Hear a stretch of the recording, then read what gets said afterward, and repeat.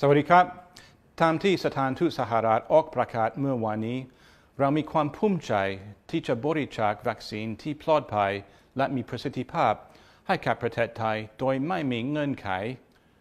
ตามคำมั่นสัญญาของรัฐบาลประธานาธิบดีไบเดนเพื่อช่วยพันธมิตรของเราต่อสู้กับโควิดซึ่งถือเป็นอีกก้าวสำคัญในความสัมพันธ์ของเรา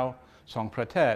และเป็นสัญลักษณ์ที่สะท้อนถึงพันธไมตรีอันยาวนานของเราสหรัฐภูมิใจที่ได้ช่วยไทยต่อสู้โรคระบาดผมขอชื่นชมความพยายามของบุคลากรทางการแพทย์พยาบาลและอาสาสมัครสาธารณสุขของไทยที่ทำงานเพื่อควบคุมการระบาดผมขอเน้นย้ำว่าข้อตกลงดังกล่าวเป็นข้อตกลงแบบรัฐต่อรัฐไม่มีค่อนกลางในการเจรจาทำเนียบขาวกระทรวงการต่างประเทศสหรัฐและสถานทูตสหรัฐ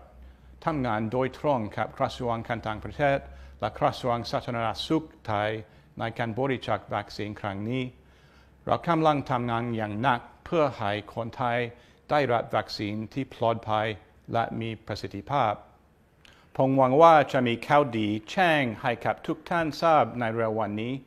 ประชาชนอเมริกันจะยืนเคียงบ่าเคียงไหลกับชาวไทยตลอดไป